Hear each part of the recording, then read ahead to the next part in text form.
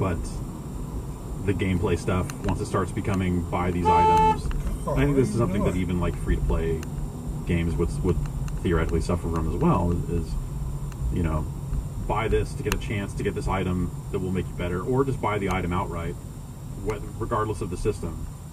It ends up building this situation where, yeah, you can be taken advantage of further levels. They're building up more data about how you interact with their payment systems, or how people at large interact with their payment systems, and they're able to tune it and tune it and tune it and tune it in ways that to where they know if they present you with this item at this time, they'll get you.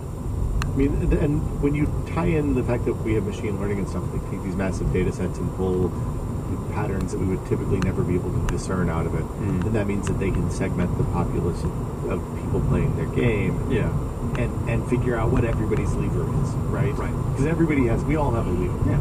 And they can break people down into enough different buckets and build enough different scenarios for those buckets to try to maximize their chances. You know, it's not that different from it's way more advanced and will theoretically impact more people. But you know, plenty of free-to-play games would tailor new updates or new things around their whales.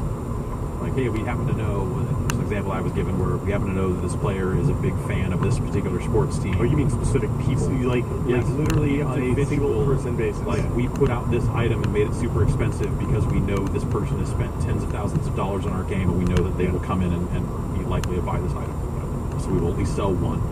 So we'll come out ahead.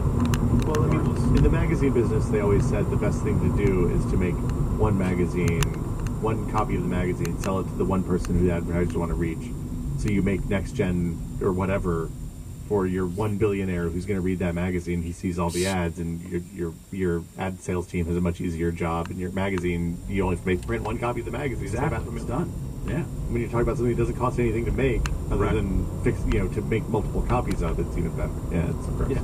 The data around the data collection around video games is frightening. It's not always as simple as like privacy issues, right? You know, people are, I think, very focused on their individual information when it comes to social media and gaming and all this other stuff, like that form of privacy.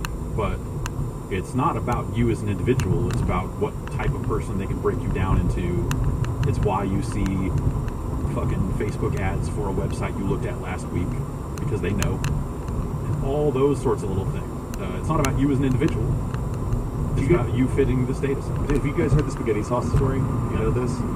So in the 50s, when they wanted to make canned spaghetti sauce and sell it in grocery stores, which was a new thing. You know, why are you ever going to buy spaghetti sauce if we can make it in like an hour, right? Yeah. But the people who made ragu ended up making what became ragu, sampled all